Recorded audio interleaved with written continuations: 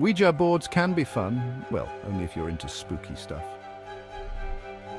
There's a good reason why it remains the choice game for a Halloween party. Only brave and die-hard folks can play Ouija at midnight on Halloween and sleep without getting nightmares. The origin of the Ouija is as mysterious as its gameplay. The most we know about Ouija is that it was birthed back during the Civil War. It is said that when the manufacturer was confused about what official name to give the board, he decided to ask the board. It spelled out the name Ouija. Till today, no one has truly been able to decipher what this word means. It doesn't match any language. When the manufacturer asked the board what Ouija meant, it replied, "Good luck." That seems comforting, right? Wrong. As you'll find out in this video, what people experience with Ouija is far from good luck. It's more like bad luck, or just plain horror.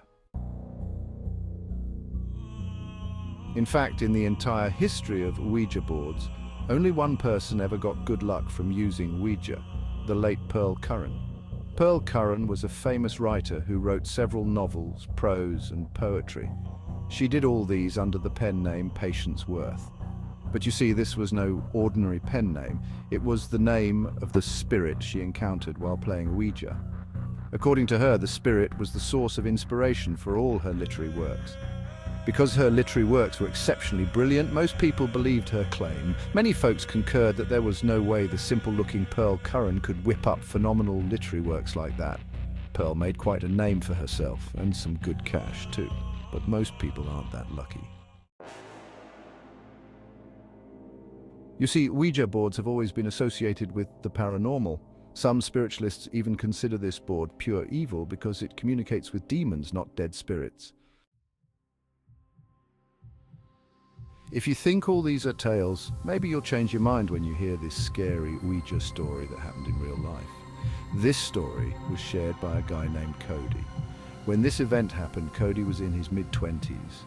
Before this time, he had never touched an Ouija board because he wasn't really interested in it, and frankly, he never even believed in the supernatural. However, one faithful day, he got an invitation from his friend George to come on an adventure. George had just started dating a girl named Mandy at the time, and she was a big fan of the supernatural and had a thing for exploring haunted houses. She had brought George along on a previous adventure, and so George thought to bring Cody in on the next one. At first, Cody was reluctant to accept the invitation, but he obliged when George informed him that Mandy was bringing along a cute friend. And so the two set out that night. It was quite late, about 11 p.m. George and Cody drove in their car and then picked up the girls. On the road to the haunted house, Cody learned more about Mandy's friend. Her name was Carly.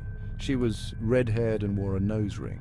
Not long before they arrived, Mandy unleashed a surprise package she had brought along for the trip, a Ouija board. She also brought some candles. She wanted them to play with the Ouija right there in the haunted house. Spooky, right? Yeah, Cody thought so too, but no one objected. Soon they arrived at the house and climbed in through an open window at the back. Inside, Cody followed the group as they observed some parts of the house. Everywhere they went, the air seemed strange. In Cody's words, he said, "I don't scare easily, but I must admit being in there at night was very eerie. It would probably be very terrifying alone." Mandy then set up the board on the floor and lit the two candles. According to Cody, she seemed very serious about all of it.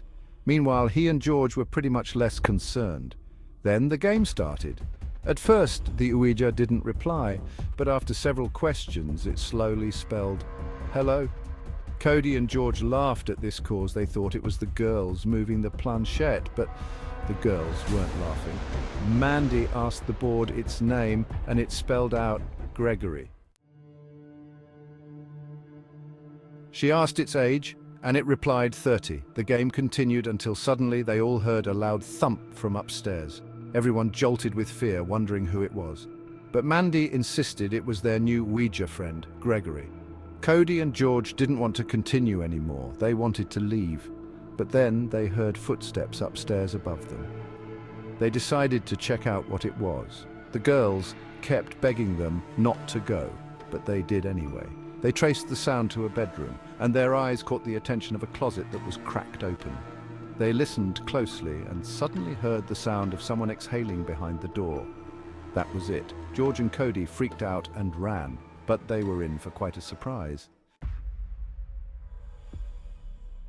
Upon getting back to the sitting room, they couldn't find the girls anymore. Instead, they met a dark room. Girls, the Ouija, candles, everything was gone. Frightened like little boys, the duo escaped through the window and ran back to the car. The girls were not there either. George called Mandy again and again, but it never went through. They quickly left and returned home. That was the last time they ever saw Mandy or her friend. Till today, no one knows if the girls got consumed by a paranormal being or if they escaped the house. Some people even believe the girls may have been ghosts or supernatural beings. But whichever case, it was clear that something supernatural went down that night, and the Ouija board had a hand in it.